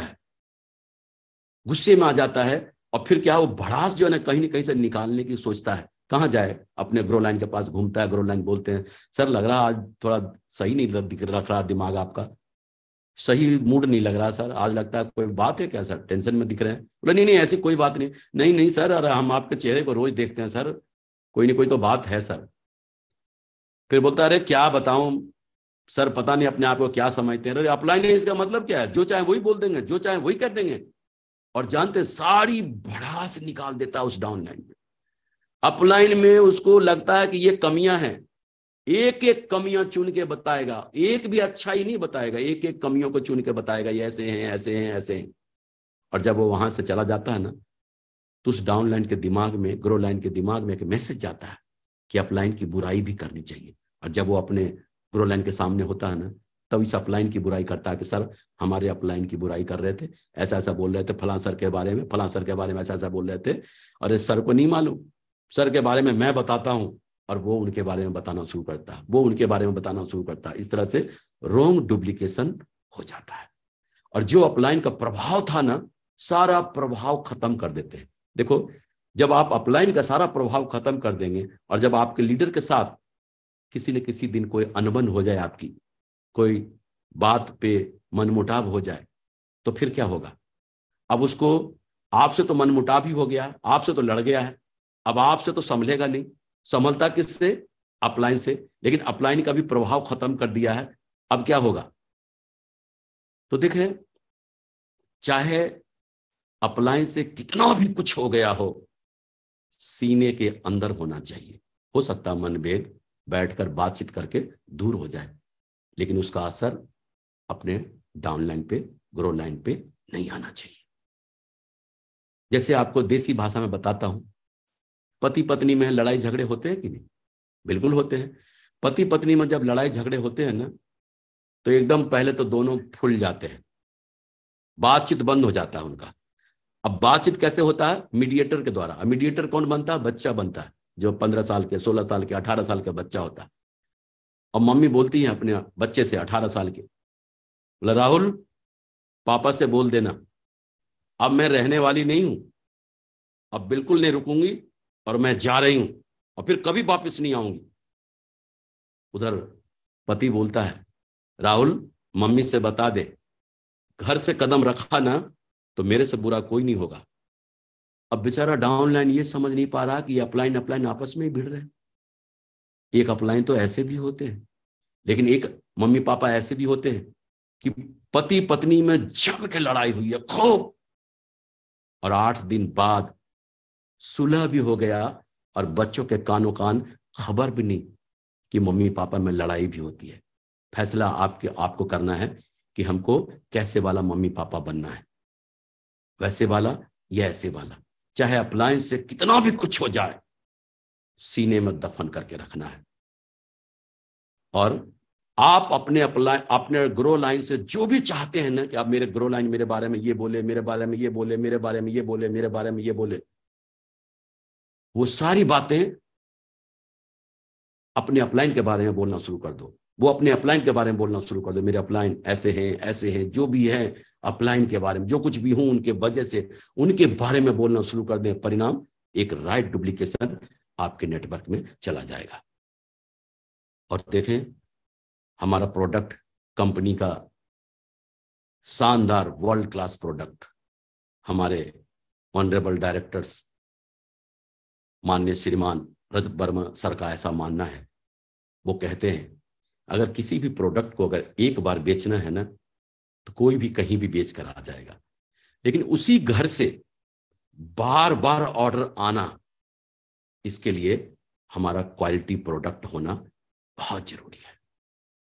अगर क्वालिटी प्रोडक्ट नहीं होगा तो 2 बार 3 बार 4 बार ये ऑर्डर हमारा नहीं आ पाएगा। तो आज हमारा जो प्रोडक्ट है A1 वर्ल्ड क्लास प्रोडक्ट है। क्या बताऊं, आज ये जो च्यवनप्राश कंपनी का एक एक प्रोडक्ट हम खुद अपने जीवन में इस्तेमाल कर रहे हैं। और च्यवनप्राश की क्या बात करें, ये तो ब्रह्मास्त्र है, खासकर सर्दी के दिनों में उनके लिए जो अस्थमा और दमा के पेशेंट हैं।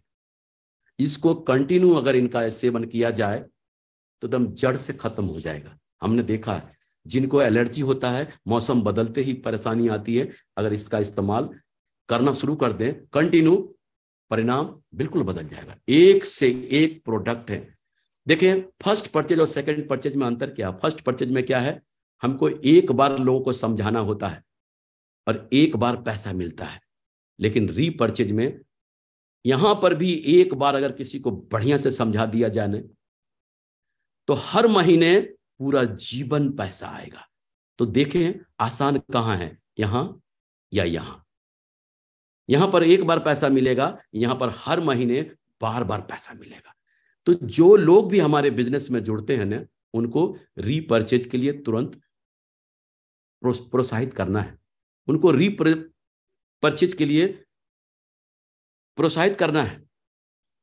क्यों? यहां पर सिर्फ खाने और खिलाने पे डालना है लोगों को। खाने और खिलाने पर डाल दिया ना, परिणाम बदल जाएगा। देखो हमको घर चाहिए सेफ शॉप से, 2 लाख सप्ताह चाहिए सेफ शॉप से, दुनिया घूमना है सेफ शॉप से, कार चाहिए सेफ शॉप से, खानदान दर खानदान पैसा चाहिए सेफ शॉप से। ये सारा कुछ मुझे सेफ शॉप से चाहिए, लेकिन हम खाएंगे बाहर जाकर, तो ये तो नाइंसाफी है ना, और ईमानदारी भी नहीं है। अपने बिजनेस के साथ ईमानदारी भी नहीं है। तो विनती है हाथ जोड़कर, आप पहले खुद खाएं और सच्चाई से ईमानदारी से जब आपको अच्छा लगे ना तो दूसरों को बताएं। हम आपको विश्वास दिलाते हैं रीपर्चेज में फर्स्ट परचेज के अपेक्षा आसान है 2 लाख लाना रीपर्चेज में, क्योंकि हमको इसकी आदत पड़ चुकी है, इसलिए ये हमको आसान लगता है। इसकी अभी आदत नहीं पड़ी है, इसलिए हमको कठिन लगता है। और एक से एक प्रोडक्ट, किस कंपनी का तो कहना है हमारे डायरेक्टर्स का कि एक भी प्रोडक्ट के लिए हम आपको बाहर नहीं जाने देंगे, हर प्रोडक्ट आपको यहां पे उपलब्ध होगा। आप देखें क्या चाहिए कंपनी, वो सब कुछ हमको पहले ही उपलब्ध करा रही है। मैंने सिस्टम की हर एक्टिविटी को अपने जीवन में उतारा और इसको प्रमोट किया, चाहे सेमिनार की बात हो, चाहे 8 स्टेप ट्रेनिंग की बात हो, चाहे ग्रुप मीटिंग की बात हो, चाहे कोर ट्रेनिंग की बात हो, चाहे लीडर्स मीटिंग की बात हो, चाहे सक्सेस प्रीव्यू सेमिनार की बात हो, चाहे बिजनेस बिल्डिंग सेमिनार की बात हो, चाहे डायमंड सेलिब्रेशन की बात हो, दिशा वर्कशॉप की बात हो, टूल्स की बात हो, चाहे टारगेट की बात हो, चाहे काउंसलिंग की बात हो, एक एक एक्टिविटी को हमने प्रमोट किया। हमको एक चीज इस बिजनेस में बहुत प्रभावित किया और बहुत अंदर तक आने के लिए प्रेरित किया। जब ट्रेनिंग में गया था ना तो वहां बोला गया था ड्रेस कोड, कोट पैंट और टाई। ये बड़ा एक्साइटेड हुआ था ये सुन के, और हमको लगा था कि हमको भी मन में एकदम गुदगुदी सी हुई थी कि हमको भी ऐसा पहनने का मौका मिलेगा, क्योंकि मेरे खानदान में किसी ने कोट पैंट और ये टाई पाई पहना नहीं था। सेमिनार में हमको ध्यान रखना, लोगों को प्रोफाइल का ध्यान रखना जरूरी है। अगर प्रोफाइल में बिजनेस को नहीं ले गए ना, लो प्रोफाइल में बिजनेस ले जाने का मतलब है ना पत्थर से सट टकराना। वहां पोटेंशियल नहीं है, पोटेंशियल कहां है वहां पे देखना है। जहां पे पोटेंशियल है वहां पे जाएंगे ना तो आपको रिजल्ट मिलेगा, और जहां पोटेंशियल है ही नहीं और वहां पर आप जाकर प्लान कर रहे हैं। अब एक बार बताएं, जो 10,000 रुपये कमा रहे हैं, 8,000 रुपये कमा रहे हैं, वहां आप जाकर भागवत गीता बता रहे हैं, तो बताओ वो कैसे लेंगे? उनकी भावनाओं को क्यों जगा रहे हैं? आप हमें वहां पे प्रोडक्ट को ले जाएं जहां वो कैपेबल है। अपवाद हर जगह होते हैं, यहां से भी लोग निकल के आएंगे, लेकिन अपवाद है, लेकिन अपवाद में हमको अपना जीवन नहीं लगाना है। अब देखें 8 स्टेप ट्रेनिंग में जब शुरुआत होता है तो क्या होता है, फर्स्ट स्लाइड ही होता है, only 3 things gives you 100% success. इस बिजनेस में जो एक्साइटमेंट और जोश और जुनून क्या है, वो क्या है, 90% है। यही है हमारे पास 90%, और 8% जो आपका 8% टेक्निक है, और 2% फाइन ट्यूनिंग, अपने अपलाइन के साथ गजब का तालमेल, अपने अपलाइन के साथ एकदम मर मिटने वाला, हम बने तुम बने एक दूजे के लिए, अपने अपलाइन के साथ ऐसा वाला। और ग्रुप मीटिंग, जैसे जैसे बताया, छोटे छोटे टीम हो उनमें ग्रुप मीटिंग करते चले जाएं। कोर ट्रेनिंग से सबसे ज्यादा प्लानर तैयार होते हैं। जितना ज्यादा आपके नेटवर्क में कोर ट्रेनिंग हो रहा होगा ना, उतना ही ज्यादा आपके प्लानर तैयार हो रहे होंगे। और जब जिनका जितना ज्यादा लीडर तैयार हो रहा होगा, भविष्य में उनके उतने ही ज्यादा शहर डेवलप हो रहे होंगे, और जिनके जितने ज्यादा शहर डेवलप हो रहे होंगे, परिणाम उन सभी नेटवर्क में 2-2 लाख के सप्ताह का चेक, 4-4 लाख सप्ताह का चेक ज्यादा से ज्यादा उनके नेटवर्क में आ रहे होंगे। हमें सक्सेस प्रीव्यू सेमिनार में विश्वास, बिलीव, यकीन बनता है। जब सम्मान देखते हैं तो अपने पूरे परिवार को वहां पर लेकर जाएं। बिजनेस बिल्डिंग सेमिनार जो हमें सिखाता है आगे बढ़ने के लिए। डायमंड सेलिब्रेशन की हमने बात किया ही, दिशा वर्कशॉप की हमने बात किया ही, टारगेट की बात हमने किया, टूल्स की बात तो आप देख ही रहे हैं टूल्स की बात क्या है। तो आज देखो, सक्सेस सपोर्ट सिस्टम, प्रगति सूत्र जैसे, जो कि पर्याप्त मात्रा में सब कुछ है, शुभारंभ, प्लान फोल्डर। लेकिन होता क्या है, लोग सर मेरे लिए भी एक ला देना, सर मेरे लिए भी एक ला देना, सर ये मेरे को दे दो, अपलाइन के हाथ में देखते हैं तो वही किताब छीनना शुरू कर देते हैं। मुझे एक छोटी सी कहानी याद आ गई जो मैं आपको बता दूं। एक बार किसी गांव में मेला लगा था, और जो है ना, एक नौजवान, 25 साल का नौजवान मेला देखने जा रहा था। जी मोहल्ले से निकला ना, मोहल्ले की भाभी मिली और बोले, देवर साहब कहाँ जा रहे हैं? बोला, भाभी साहब मेला देखने जा रहा हूं। बोला, देवर साहब मेरे मुन्ने के लिए एक झुंझुना लेके आना। बोला, हाउ? जब आगे बढ़ा ना, एक भाभी साहब और मिली, पूछी, देवर साहब कहाँ जा रहे हैं? बोला, भाभी साहब मेला देखने जा रहा हूं। बोला, देवर साहब मेरे मुन्ना के लिए एक झुंझुना लेके आना। बोला, हाउ? जब कुछ दूर और पहुंचा ना, एक भाभी साहब और मिली और बोला, देवर साहब कहाँ जा रहे हो? बोला, भाभी साहब मेला देखने जा रहा हूं। बोला, देवर साहब एक 100 का नोट देकर उनके हाथ में बोला, देवर साहब मेरे मुन्ना के लिए एक सुंदर सा झुंझुना लेके आना। तो जानते देवर साहब ने क्या बोला? बोला, भाभी साहब किसी का मुन्ना झुंझुना से खेले या ना खेले, आपका मुन्ना झुंझुना से जरूर खेलेगा। तो क्यों खेलेगा भाई? क्योंकि भाभी साहब ने पैसा दिया ना। गांव घर में भी ये जीवन भर आपको याद रहेगा ये बातें। कभी आंटी भी घर मोहल्ले पड़ोस के बोलते हैं, बेटा बाजार जा रहे हो, मेरे लिए ये लेके आना। बोला, हाउ कह दिया तो समझ लो आने वाला नहीं है। तो है ना, अपलाइन को आप पकड़ कर छीनो बगैर पैसा दिए, प्रगति सूत्र, अरे ये की है मेरे पास, मैं आपको कैसे दे दूं? नहीं देंगे। लेकिन उसी अपलाइन को पैसा दो, पॉकेट में डाल दो प्रगति सूत्र का, और फिर खींचो ना, पकड़ ढीली पड़ जाएगी, है ना। तो ये ध्यान रखने वाली बात है। टीम को बनाना और उसको टिकाना, और फिर उनके साथ काम करना। कुछ लोग टीम बनाना जान जाते हैं लेकिन उनको टिका नहीं पाते, जिनके वजह से उनका नेटवर्क चला जाता है। और कुछ लोग टिका लेते हैं तो उनके साथ मिलकर काम नहीं कर पाते, इसलिए उनका नेटवर्क चला जाता है। जो लोग टीम को बनाते हैं, बनाना सीख लिया, और उनको टिकाना, दिशा वर्कशॉप, डायमंड सेलिब्रेशन, इन जगहों पे जाकर उनको विश्वास, बिलीव, यकीन दिला दिया और उनके साथ मिलकर काम कर लिया, वो आगे बढ़ जाते हैं। और रही बात की पॉइंट की बात, तो की पॉइंट मेरे जीवन में तो सिर्फ एक ही है, जो मैंने अपने कसम, जो मैंने खाया था अपने मित्र से, कसम मैंने माननीय श्रीमान नरसिंह ग्रेवाल साहब जी से भी खाया था। जब इन्होंने बोला था कि सत्येंद्र प्रसाद जी मैं आपको डायमंड बना दूंगा, उस समय भी मैं खड़े होकर ये बोला था, सर बेटे का मरा मुंह देखा जो आपकी जबान कट जाए, आप बोल के देखना, सत्येंद्र प्रसाद कभी पीछे नहीं हटेगा। और जब मैं घर से बाहर किसी शहर को डेवलप करने जा रहा था तो अपने बेटे के सर पर हाथ रखकर पत्नी से वादा किया था कि बेटे का मरा मुंह देखा जो सत्येंद्र प्रसाद डायमंड नहीं बना। तो ये कसम ही है जो मुझे चारों तरफ से इस तरह से घेर लिया था कि मुझे हर वो काम करने के लिए मजबूर कर दिया था जो मेरा मन करने का नहीं करता था। वो हर काम मैंने इस कसम के वजह से किया, और कसम लोग अपने अजीज और अपने खास का ही खाते हैं। आज हम अगर बात करें माननीय राजीव चतुर्वेदी साहब का, तो सर का बहुत बहुत धन्यवाद। सर ने शुरुआती दिनों में बहुत हेल्प किया, सर के साथ काम करने का भी मौका मिला, आने जाने का भी मौका मिला। और माननीय श्रीमान संजय जैन साहब का भी दिल से धन्यवाद। सर के बारे में कहाँ क्या करें, जहां हम लोग सोचना बंद कर देते हैं सर वहां से सोचना शुरू करते हैं। जब भी आते हैं कुछ नया लेकर, जब भी आते हैं कुछ नया लेकर, जब भी आते हैं कुछ नया, नित्य नए नए आयाम जोड़ते चले जा रहे हैं हमारे सिस्टम में। सो कोटि कोटि धन्यवाद सर आपका।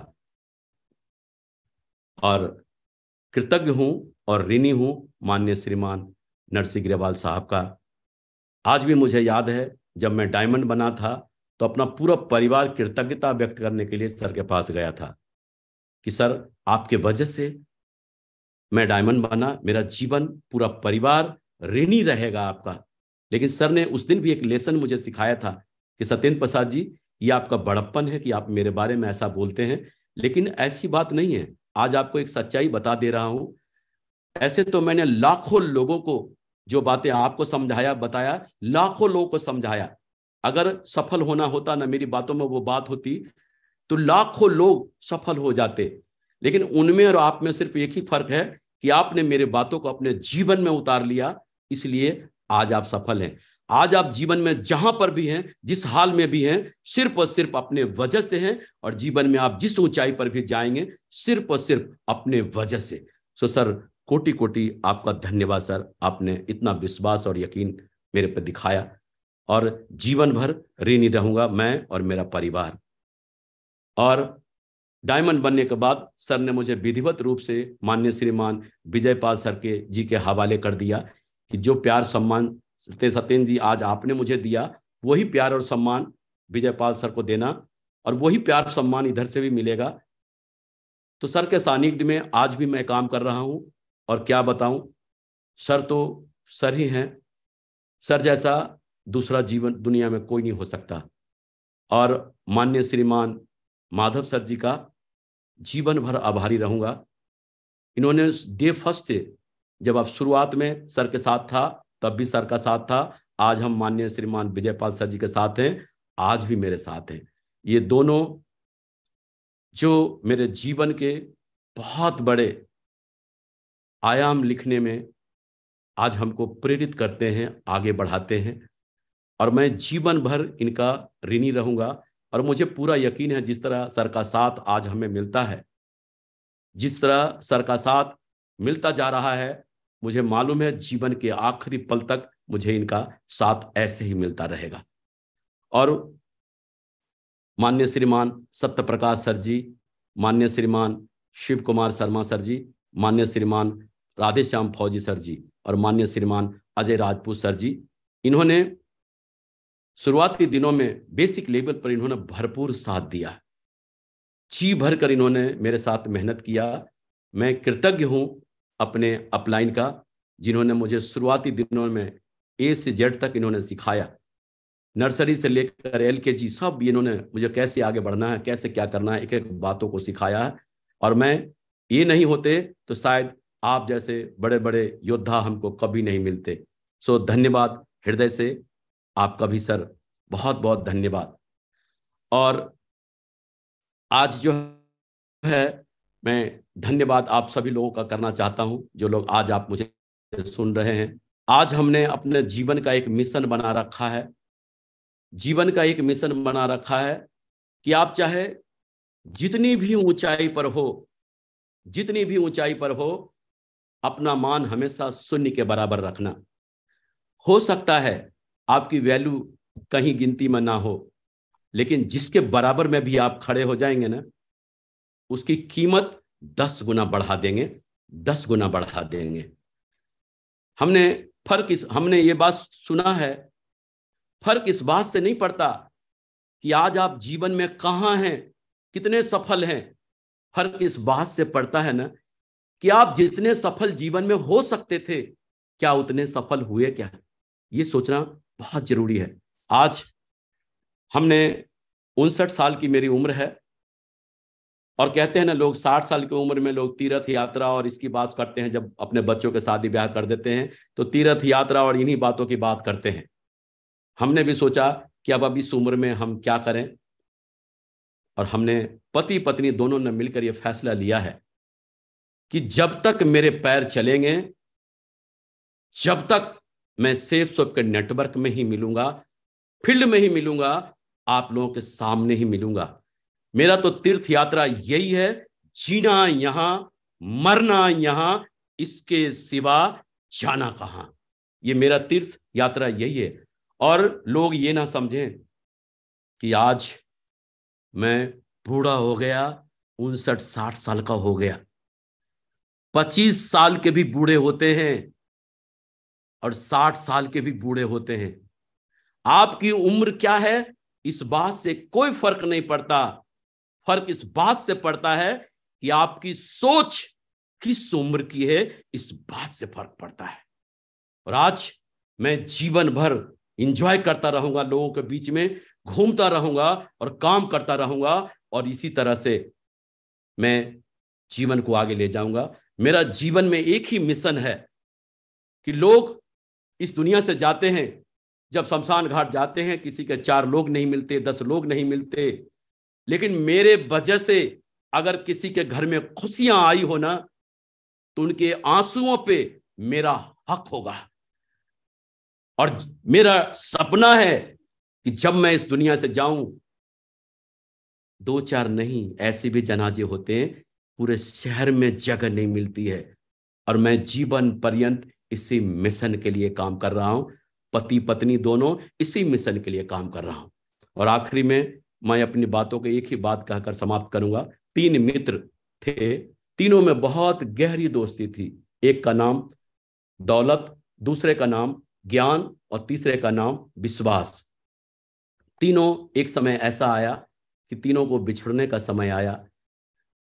दौलत से पूछा कि दोस्त, आज हम बिछुड़ रहे हैं, जीवन में कभी मिलने का मौका मिले तो हम आपसे कहां मिलेंगे? दौलत ने बोला, मैं अमीरों के पास मिलूंगा। लेकिन जब ज्ञान से पूछा कि दोस्त, आज हम बिछुड़ रहे हैं, जीवन में कभी मिलने का मौका मिले तो मैं आपसे कहां मिलूंगा? तो उन्होंने बोला, मैं विद्यालय में मिलूंगा, मंदिर में मिलूंगा, मस्जिद में मिलूंगा, गिरजाघर में मिलूंगा, गुरुद्वारे में मिलूंगा। और विश्वास गुमसुम सा एकांत में पड़ा हुआ था। दोनों ने जाकर विश्वास से पूछा कि दोस्त, आज हम बिछुड़ रहे हैं, अगर जीवन में कभी मिलने का मौका मिले तो हम आपसे कहां मिलेंगे? विश्वास बहुत ही गहरी सी सांस लेकर बोला कि दोस्त, जीवन में एक बार अगर मैं बिछुड़ गया ना, तो फिर कभी नहीं मिलता हूं, कभी नहीं मिलता हूं। तो दोस्तों, विनती है आप सभी से, आप अपने अपलाइन का, आप अपने ग्रो लाइन का, आप अपने परिवार का विश्वास बना के रखें। सच कह रहा हूं, अगर आप अपलाइन का विश्वास जीतने में कामयाब हो गए ना, तो उनके दिलों पर राज करेंगे और जीवन भर माला माल रहेंगे। मैं इन्हीं बातों के साथ आज की बात समाप्त करना चाहूंगा। आप लोगों ने धैर्यपूर्वक मुझे सुना। मैं कृतज्ञ हूं माननीय श्रीमान नरसिंह ग्रेवाल साहब का, आपने मुझे मौका दिया तमाम मेरे दोस्तों से रूबरू होने का। धन्यवाद। आखिर में मैं एक ही बात कहूंगा, नमस्कार, जय Hind and go crown master. Thank you Satyendra Prasad ji. आज आपने बिल्कुल दिल से बातें करी हैं, दिल खोल के बातें करी हैं, और एक एक चीज फैक्ट एंड फिगर के साथ बात करी है, प्रूफ के साथ बात करी है। और मैं तो ये बोलूंगा, आपने गागर में सागर भर दिया। सुपर डुपर हिट सेशन रहा। I am proud of you, और मुझे फक्र है कि आप जैसे साथी के साथ हमको काम करने का मौका मिला। मैं चाहता हूं सत्येंद्र प्रसाद जी के लिए दोनों हाथ ऊपर करके दिल से एक जोरदार तालियों से धन्यवाद देते हैं। बहुत तूफानों से लड़ने का हम में